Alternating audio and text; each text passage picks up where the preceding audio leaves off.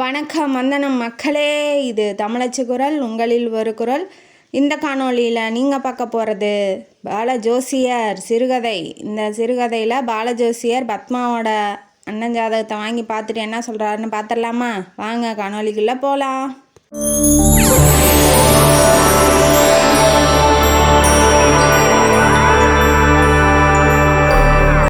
வீட்டுக்குள்ளே பாலஜோசியர் உக்காந்துக்கிட்டு ஜாதகத்தை வாங்கி விரித்து பார்க்குறாரு. அது ஒரு நார்மலான ஜாதகம். இப்போ நல்லதும் இல்லை கெட்டதும் இல்லை, ஃப்ளோவாக போகுதுன்னு வச்சுக்கோங்களேன். இப்போ ஒருத்தர் ஜாதகத்தில் குபேரம் உச்சத்தில் இருக்கும், ஒருத்தர் ஜாதகத்தில் ஒன்றுமே இல்லாத கட்டம் காலியாக இருக்கும். ஒரு சிலருக்கு நல்லதும் நடக்கும் கெட்டதும் நடக்கும், ஒரு ஃப்ளோவில் போயிட்டு இருப்பாங்க இல்லையா, அந்த மாதிரி ஒரு ஜாதகம். இவர் என்னது பத்மாவை பார்க்குறாரு. பத்மாவை பார்த்தோன்னா ஐயோ அந்த பொண்ணு வேறு நம்ம ஏதாவது சொல்லி அந்த பொண்ணுக்கு கஷ்டமாயிடுச்சுன்னா என்ன பண்ணுறது, இல்லை நம்ம ஏதாவது கெட்டது சொல்லி இந்த அம்மா பொட்டுன்னு போயிடுச்சு, அது ஏற்கனவே உடம்பு சரியாமல் இருக்குது, பொட்டுன்னு போயிடுச்சுன்னா என்னடா பண்ணுறது அப்படின்னு அவருக்கு வேறு பயமாக இருக்குது, என்ன சொல்லலாம் அப்படின்னு. இப்போ நீங்கள் ஒரு ஜாதகம் எடுத்துகிட்டு போகிறீங்கன்னு வச்சுக்கோங்க. ஒரு ஜாதகம் பார்க்குறவர் நல்லதே சொன்னார்னா நீங்கள் அது ஜாதகம்னு நல்ல ஜோசிகாரன்னு நம்ப மாட்டீங்க. ஏன்னா இவன் என்ன நல்லதே சொல்கிறான், கெட்டது எதுவுமே சொல்லாமல் நீங்கள் கெட்ட நேரத்தில் தான் போய் ஜாதகம் பார்க்குறீங்க. என்னடா இப்படியே இருக்குது வாழ்க்கை கஷ்டமாக இருக்குன்னு அவன்கிட்ட போய் நீ சூப்பராக வருவப்பா, நீ இப்போல்லாம் நல்லா வாழ்ந்துக்கிட்டு இருப்பப்பா, உனக்கு இன்னமேட்டு எதிர்காலம் நல்லா இருக்கும்பா அப்படின்னு எல்லாமே நல்லதாக சொல்லும் போது அவன் என்னடா நாமளே இப்படி இருக்கிறோம், இவன் என்ன இப்படி சொல்கிறான் அப்படின்னு நம்ப மாட்டாங்க ஜனங்க. அதனால் அவர் என்ன நினைக்கிறாரு, இந்த அம்மாவும் நம்ம ஜோசியக்காரன் நம்பணும், நம்ம பிடிச்ச பொண்ணும் நம்மளுக்கு நம்ம சொன்னதை சொல்லியிருக்காங்க அப்படின்னு சொல்லி அவளும் நம்பணும் அப்படின்னு நினச்சிக்கிட்டு சொல்ல ஆரம்பிக்கிறாரு. ஒரு நார்மலான ஜாதகம்தான். ஒரு கண்டம் இருந்துச்சுமா, இப்போ அந்த கண்டம் இல்லை, இப்போ கொஞ்சம் நல்லா இருப்பாங்க, போக போக நல்லா இருப்பாங்கன்னு கெட்டது சொல்லிவிட்டு அப்புறம் நல்லது சொல்கிறாரு. சொன்னோடனே என்ன பத்மா சொல்லி அமுச்சு விட்டாளா இது அவங்க அண்ணன் ஜாதகம் அப்படின்னு சொல்லிட்டு அப்படின்னு சொன்னோடனே இது என்னடா குடும்பம், அந்த பொண்ணு எப்படி சொல்லுது, இந்த அம்மா எப்படி சொல்லுதுன்னு அவருக்கு தூக்கி வாரி போடுது. அதுக்கப்புறம் பத்மாவை பார்க்குறாங்க அந்த அம்மா, உள்ளே போ நான் பேசிக்கிறேன் அப்படின்னு சொல்கிறாங்க. சொன்னோடனே அந்த பொண்ணுக்கு தெரிஞ்சிருச்சு இவர் நல்லது தான் சொல்கிறாருன்னு. என்னான்னு பார்க்கலாம் லவ் பண்ணுறாங்களா இல்லையான்னு. இப்போ இந்த அம்மா என்னங்குது, இது அவங்க அண்ணன் ஜாதகம் இல்லைங்க, பத்மாவுக்கு வரனா மாப்பிள்ளை ஜாதகம், அதுக்கு தான் கூப்பிட்டோம் அப்படின்னு சொன்னோடனே இவருக்கு தூக்கி வாரி போடுது இன்னொரு டைம். ஐயோ என்னடா இப்போ மாப்பிள்ளை பொண்ணு கல்யாணம்லாம் பண்ணி வைக்க போகிறாங்களா அப்படின்னு. ஆனால் இவருக்கு பிடிக்கல, பார்க்கவே பிடிக்கல. இப்போ என்ன சொல்லி மழுப்புறது, என்ன சொல்லி இதை ரிஜெக்ட் பண்ணுறதுன்னு பார்க்குறாரு. அந்த ஜாதகத்தை சொல்ல ஆரம்பிக்கிறாரு. பத்மாவை நான் பார்த்த வரைக்கும், இப்போ கொஞ்ச நேரமாக நான் பார்க்குறேன் இல்லையா, அந்த வரைக்கும் அவள் எங்கேயோ வாழ வேண்டியவ போய் இந்த ஜாதகத்துக்கு போய் கொடுக்குறீங்களே, அதாவது வேணாங்கிறத குறிப்பாக சொல்கிறாரு. அந்த அம்மா என்ன நினைக்கிது, ஆமாம் ஏதோ ஒன்று கிடச்சா போதும் தாம்மாப்பா நான் இருக்கேன், ஏன்னா எனக்கு வயசாகுது, நானும் செத்துட்டேன்னா பத்மா யார் பார்த்துக்குவா, அதனால் ஒரு ஆவரேஜான மாப்பிள்ளை கிடச்சா போதும், யார்கிட்டையாவது கல்யாணம் பண்ணி கொடுத்துடலாம் அப்படின்னு சொல்லி, அதாவது பொண்ணு வயசுக்கு அந்த பொண்ணு இருந்தால் போதும், அதை எங்கேயாவது பிடிச்சி தள்ளினா போதுன்னு எல்லாம் நினைக்கிற மாதிரியே இந்த அம்மாவும் நினைக்கிது. அப்புறம் இப்படி சொல்லிவிட்டு ஜோசியரும் அவங்க வீட்டுக்கு போயிடுறாங்க. அவங்களும் அவங்க வீட்டில் இருக்காங்க. இவர் வீட்டுக்கு போனதுலேருந்து அந்த பத்மாவோடைய முகம்தான் அவர் ஞாபகத்தில் வந்துகிட்டே இருக்கு. அவள் சிரிக்கிறதும் அவள் பேசினதும் அவள் ஒரு ஜோக் அடித்தா இல்லையா, அது நெஞ்சில் ஆழமாக பதிஞ்சிருச்சு அவருக்கு. அவளை பற்றியே நினச்சிட்டு இருக்கிறாரு. எப்படா போவோம் திரும்ப அந்த வீட்டுக்கு, அந்த அம்மா எப்படா நம்மளை ஜாதகம் பார்க்க கூப்பிடும் அப்படின்னு அந்த தாட்ஸ்லேயே அப்படியே அவர் மூழ்கிட்டார், லவ் மூடுக்கு போயிட்டார். அவர் நினச்ச மாதிரியே அந்த பையன் அந்த தெரு வழியாக போகும்போது அந்த பையன் கூப்பிட்றான், வாங்க ஜோசியரே அம்மா கூப்பிட்றாங்கன்னு. இப்போ இந்த தடவை அவங்க அண்ணன் ஜாதகத்தையே எடுத்து கொடுக்குறாங்க அந்த அம்மா. அவரும் பார்க்குறாரு, கண்டம் இருக்குது, இப்போ இன்ன வரைக்கும் இந்த இதில் அவ்வளவா இல்லை, இப்போ ஒரு கண்டம் வருது அப்படின்னு நினச்சிக்கிட்டு இருக்காரு. ஆனால் சொல்லலை. பரவாயில்லம்மா ஓரளவுக்கு நல்லா தான் இருப்பாங்க, இப்போ கொஞ்சம் நேரம் சரியில்லை அப்படின்னு மழுப்பிட்டு வீட்டு வாசப்படியிலேருந்து ஒரு கம்பீரமான ஆள் ஒருத்தர் வராரு. வந்ததை பார்த்துட்டு வா கிருஷ்ணா எப்படி இருக்கா அப்படின்னு சொல்லி அந்த அம்மா எந்திரிச்சு பாசமாக கேட்குது. கேட்டோடனே இவருக்கு தெரிஞ்சிச்சு, ஓ இது அவங்க பையன் அப்படின்னு சொல்லிட்டு அவர் நேராக ஜம்முன்னு ஊஞ்சலில் உட்கார்றாரு. உட்காந்தோடனே பார்க்குறாரு, நோட்டீஸ் பண்ணுறாரு, ஏம்மா ஹாஸ்பிட்டலுக்கு போக மாட்டியாம்மா, டாக்டராவது வர சொல்ல மாட்டியா, எப்போதும் போல் அம்மா பையன் பேசுகிற மாதிரி பேசுகிறாங்க, உடனே ஜோசியக்காரை பார்த்தோன்னே, இது யார், எந்த புது ஜோசியரா, இவருக்கு எவ்வளோ கொடுத்தீங்க, பணத்தை பிடுங்கிறதுக்கு தானே இவர் வந்திருக்காரு அப்படின்னு. அதாவது அவங்க வீட்டுக்கு நிறையா பேர் வந்திருப்பாங்களாட்டங்குது இதே மாதிரியே ஜோசியம் பார்க்க. இவரும் அதே மாதிரியே இருக்கிறதுனால அந்த கிருஷ்ணா வந்து என்ன பண்ணுறாரு, வெறுப்பெல்லாம் அள்ளி பாலஜோசியர் மேலே கொட்டுறாரு. இவருக்கும் கோபம் வருது. ஏன்பா உனக்குலாம் வேறு பொழப்பே இல்லையாப்பான்னு கிருஷ்ணா கேட்கவும் அவர் என்ன சொல்கிறாரு, ஆமாம் சார் நீங்கள் சொல்கிறது கரெக்டு தான், நான் பொழப்பு இல்லாமல் தான் இருந்தேன், இப்போ இதுதான் என் பொழப்பு அப்படின்னு சொல்லி சொல்கிறாரு. சரின்ட்டு 2 பேத்துக்கும் காரசாரமாக சண்டை வந்ததுக்கப்புறம் சரி நான் கிளம்புறம்மான்னு பாலஜோசியர் வந்து வீட்டுக்கு வந்துடுறாரு. வீட்டுக்கு வந்தோன்னா பத்மாவை பற்றி நினச்சி பார்க்குறாரு.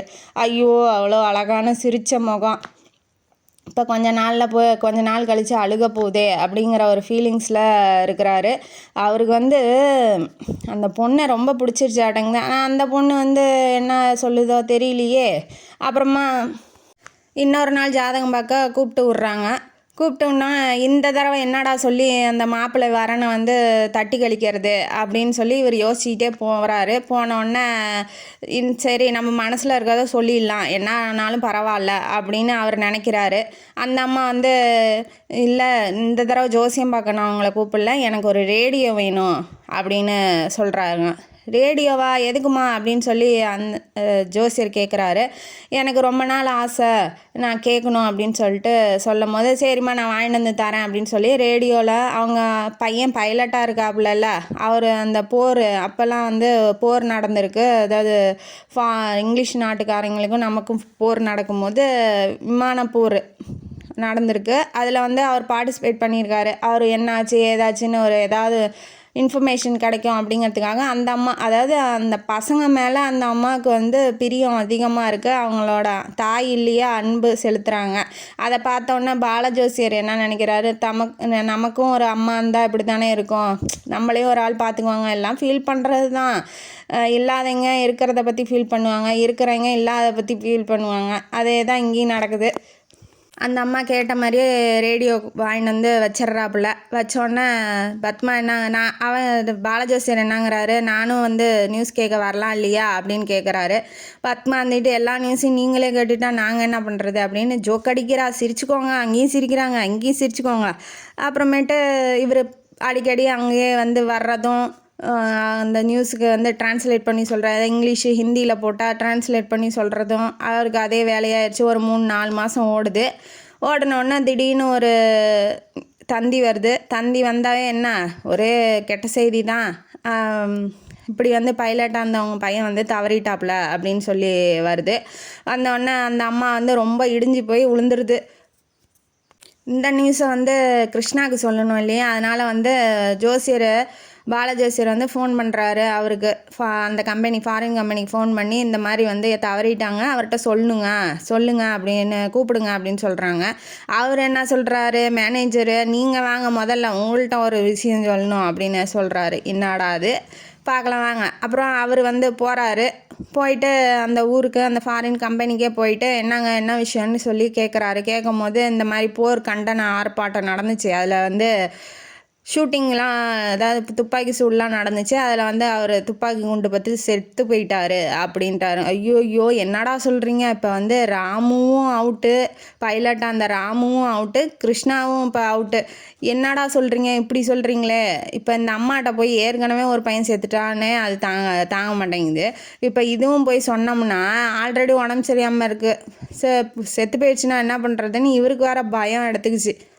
சரின்னு தைரியத்தை வரவழைச்சிக்கிட்டு இப்போ சொல்ல வேணாம், அப்புறமா சொல்லிக்கலாம், முதல்ல இந்த பையனோடதை மட்டும் சீக்கிரட்டாக வச்சுக்கலாம் அப்படின்னு சொல்லி இவர் போகிறாரு. ஆனால் அவர் நினச்சது எதுவும் நினைக்கிறது எதுவும் நடக்காது இல்லையா வாழ்க்கையில். அந்த மாதிரி வந்து அவர் போய் சொல்லும் போது இந்த மாதிரி கம்பெனிக்கு போனேன், அவர் இல்லைன்னு சொல்கிறாங்க. ஆனால் அந்த அம்மா என்ன சொல்லுது, ஏன் வரமாட்டானாம்மா, நானே போய்க்கிறேன் அப்படின்னு அந்த அம்மா அடமெண்ட்டாக வந்து கோவப்பட்டு சொல்லும் போது அவருக்கும் பயம் வந்து சொல்லிடுறாரு, இந்தாங்க இப்படி இறந்து போயிட்டாங்க அப்படின்னு சொல்கிறாரு. சொன்னோடனே அந்த அம்மா மனசே அப்படியே கல்லாயிருச்சு. என்னடா இப்படி ஆயிடுச்சு, இந்த பையனும் போயிட்டான் அந்த பையனும் போயிட்டான், இனிமேட்டு நம்ம வாழ்ந்து என்ன பண்ணுறது. அதாவது ரொம்ப சோகத்தில் ஒவ்வொருத்தரெலாம் அழுவ மாட்டாங்க பாருங்களேன், அந்த மாதிரி அந்த அம்மா ஆயிடுச்சு. ஒரு சொட்டு கூட தண்ணி வடிக்கல. இப்போ இந்த கதையெல்லாம் நடக்கிறதுக்கு ஒரு 2-3 மாதம் அவர் வந்து போயிட்டு இருந்தார் இல்லையா அந்த வீட்டுக்கு, அப்பயே வந்து என்ன ஆயிருக்கு, கிருஷ்ணா ஒரு தடவை வந்தப்பயே இவர் வந்து ஜோசியம் பார்க்க கூப்பிட்டாங்க இல்லையா, வரம் பார்க்க கூப்பிடும் போது அவர் என்ன சொல்லியிருப்பார், நானே பத்மாவை கல்யாணம் பண்ணிக்கிறேன் அப்படின்னு சொல்லி கேட்டிருப்பாரு. அந்த அம்மா தான் யாரோ ஒருத்தர் கிடச்சா போதுன்னு இருக்கு இல்லையா, சரின்ட்டு ஒத்துக்குது. ஆனால் கிருஷ்ணா கிட்ட கேட்கணும், நான் கேட்டுட்டு தான் சொல்லுவேன் அப்படின்னு சொல்லும் போது கிருஷ்ணா வந்து என்ன சொல்கிறாரு, ஆல்ரெடி இவங்க 2 பேர் சண்டை போட்டுறாங்க இல்லையா, கிருஷ்ணா என்ன சொல்கிறாரு, பத்மாவுக்கு தகுந்த வரன் வந்து இப்போதைக்கு கிடைக்க போகிறதில்ல, இப்போ கிடைச்சதை நம்ம கட்டி வச்சுருவோம் அப்படின்னு சொல்லி அவரை கேவலப்படுத்துகிறாராம்மா. இந்த அம்மா பத்மா என்னங்குது, இல்லை இல்லை உங்களுக்கு தகுந்த பொண்ணு வந்து இப்போதைக்கு கிடைக்காதுன்னு அண்ணன் சொல்ல வராரு அப்படின்னு சொல்லி அந்த மனசு கோணாமல் பேசுது வருங்கால ஹஸ்பண்டுக்கு. அப்போ அந்த பொண்ணுக்கும் பிடிச்சிருக்காட்டங்குது. சரின்ட்டு மும்முரமாக வந்து தேதியெலாம் ஃபிக்ஸ் பண்ணுறாங்க. திருப்பரங்குன்றத்தில் வந்து இப்போ கல்யாணம் வச்சுக்கலான்னு சொல்லும் போது தான் இப்போ வந்து இந்த டெத்து ஆயிட்டாங்க அப்படின்னு சொல்லி நியூஸ் வரவும் இவருக்கு என்ன பையனா, ஐயோ கல்யாணம் நடக்குமோ நடக்காதோ, இந்த அம்மாயாவது மனசு மாறிடுமோ, இல்லை பத்மா வந்து சோகத்தில் கல்யாணத்துக்கு ஒத்துக்க மாட்டாளோ அப்படிங்கிறத அவருக்கு அவர் பிரச்சனை 1008 தாட்ஸ் வந்து அவருக்கு வந்திருக்கு. சரின்ட்டு இறந்தவருக்கெல்லாம் காரியம் பண்ணிட்டு ஒரு 15 நாள் ஆகுது. அந்த அம்மா வந்து பர்மிஷன் கொடுத்துருது. சரி நீங்கள் போய் கல்யாணம் பண்ணிக்கோங்க, ஏன்னா பத்திரிக்கையெல்லாம் அடித்தாச்சு கொடுத்தாச்சு இல்லையா, அந்த டேட்டில் வந்து கல்யாணம் பண்ணிக்கலாம் அப்படின்னு சொல்லி அந்த அம்மா வந்து பர்மிஷன் கொடுத்துருது. அவரும் தன்னோட கல்யாணத்துக்கு ரெடியாகி திருப்பரங்குன்றம் போகிறாரு. 2 பேர்த்துக்கும் கல்யாணம் ஆகுது. கல்யாண பொண்ணு அழுதுகிட்டே இருக்குது. இவரும் சமாதானப்படுத்திக்கிட்டே தாலி கட்டுறாரு. அதாவது வீட்டில் 2 பேர் செத்து போயிட்டாங்க. அந்த பொண்ணு அழுதுகிட்டே இருக்குது. இவர் சமாதானப்படுத்தி தாலி கட்டுறாரு. இந்த மாதிரி ஒரு கல்யாணம் நீங்கள் அவங்க வாழ்க்கையில் பார்த்துருப்பீங்களா அப்படின்னு இது ஏதாவது பார்த்துருந்தீங்கன்னா கமெண்ட் பாக்ஸில் கமெண்ட் பண்ணுங்கள். அப்புறமேட்டு இவர் வீட்டுக்கு வந்துடுறாரு. அந்த அம்மாட்ட ஆசீர்வாதம் வாங்க. அந்த அம்மா என்னங்குது, எனக்கு வந்து 2 பையன் செத்து போயிட்டாரு, நீ தான் இப்போ எனக்கு ஒரு பையன் புதுசாக கிடையாது, நீ தான் அந்த பையன் அப்படின்னு சொல்லி ஆசீர்வாதம் பண்ணுறாங்க. பண்ணோன்னே இவரும் வந்து அம்மா இல்லை இல்லையா, அவரும் அம்மா மாதிரி அவங்கள பார்த்துக்குவாங்கன்னு நம்பிக்கை இருக்குது எனக்கு. அதனால் வந்து சந்தோஷப்படுறாரு அவரும். இப்படி தன்னோட வாழ்க்கையை கல்யாண வாழ்க்கையை ஆரம்பிக்கிறாரு பாலஜோசியர். இப்போ நீங்கள் கேள்வி கேட்கலாம், ஏன் ஜோசியரை எல்லாமே நீங்கள் சொன்ன மாதிரி தான் நடந்திருக்கு, கண்டா இருக்குன்னு நீங்கள் நடந்துருச்சு, 2 பேர் செத்து போயிட்டாங்க, இப்போ இதனால் என்ன தப்பாயிருச்சு உங்கள் வாழ்க்கையில் வந்து நீங்கள் ஜோசியத்து மேலே நம்பிக்கை வைக்காத இருக்கிறதுக்கு அப்படின்னு சொல்லி கேள்வி வரும்போது அவர் என்ன சொல்கிறாரு, நான் ஜோசியத்துக்கு மேலே நம்பிக்கை வச்சதுனால தான் பயந்துக்கிட்டே இருக்க வேண்டியதாக இருக்குது. இப்போ நான் அந்த ஜோசியத்தையே நம்பிக்கை வைக்கிறத விட்டுட்டு வாழணும்னு நினைக்கிறேன். அதனால் அந்த ஜோசியமே இந்தமாரிட்டு பார்க்கக்கூடாது அப்படின்னே எனக்கு தோணுது. அதனால் வந்து நான் ஜோசியம் இப்போ கல்யாணத்துக்கு வந்து கல்யாணம் பண்ணுறது, அந்த பொண்ணை கல்யாணம் பண்ணுறாரு இல்லையா, அவரோட ஜாதகத்தை கூட அவர் பார்க்கல. ஏன்னா ஜோசியம் பார்த்து அந்த பொண்ணு ஜாதகத்தில் ஏதாவது கண்டம் வந்து இந்த மாதிரி அது வாழ்க்கை பூரா நினச்சிட்டு அவர் வாழும் போது கூட நிம்மதியாக வாழ முடியாது அவரால். ஜோசியம் பார்த்துட்டு அதில் ஏதாவது பிரச்சனை வந்து அது நடந்துருமோ அப்படின்னு, இப்போ நடந்துருமோ அப்புறம் நடந்துருமோ அதுக்கப்புறம் நடந்துருமோன்னு நினச்சிக்கிட்டே இருப்பாங்க இல்லையா சில பேர். அதனால் வேணாம், ஜோசியமே வேணாம், நடக்கிறது நடக்கட்டும், வாழ்க்கை லைஃப் ஃபுல் ஆஃப் சர்ப்ரைசிங்காக நடந்துகிட்டே இருக்கட்டும். ஏன்னா நம்ம முன்னாடியே பின்னாடி நடக்க போகிறத முன்னாடியே தெரிஞ்சுக்கிட்டால் லைஃப் வந்து கசந்துரும் இல்லையா. அதனால் வந்து அவர் என்ன நினைக்கிறாரு, ஜாதகத்து மேலே நம்பிக்கையே வேண்டாம், அதை பார்க்கவும் வேண்டாம் அப்படின்னு சொல்லி பத்மா ஜாதகத்தையும் அவர் பார்க்கல, ஜோசியம் பார்க்குறதையும் விட்டோன்னே இப்போ கடவுள் என்ன நினைக்கிறாரோ அந்த ஃப்ளோலையே போய்க்கலாம். இப்போ நானுமே அதுதான் நினைக்கிறேன். நீங்கள் என்ன நினைக்கிறீங்க அப்படிங்கிறத உங்கள் கமெண்ட் பாக்ஸில் சொல்லுங்கள். இந்த ஜோசியர் தன்னோட வாழ்க்கையில் பாலஜோசியர் விட்ட மாதிரி நீங்களும் ஜோசியம் பார்க்குறத விட்டுருவீங்களா, நடக்கிறது நடக்கட்டும், என்னமோ ஃப்ளோவில் போய்க்கலாம் அப்படின்னு சொல்லி, இல்லை எனக்கு எதிர்காலத்தை பற்றி தெரிஞ்சுக்கணுன்னு ரொம்ப ஆசை, நான் கண்டிப்பாக போய் ஜாதகம் பார்ப்பேன், யார் என்ன சொன்னாலும் பரவாயில்ல, இடியே விழுந்தாலும் பரவாயில்லன்னு போய் பார்ப்பீங்களா? உங்கள் கமெண்ட்ஸை சொல்லுங்கள் கமெண்ட் பாக்ஸில். இந்த காணொளி உங்களுக்கு பிடிச்சிருந்தா லைக் பண்ணுங்கள், ஷேர் பண்ணுங்கள், சப்ஸ்கிரைப் பண்ணுங்கள். நன்றி மக்களே.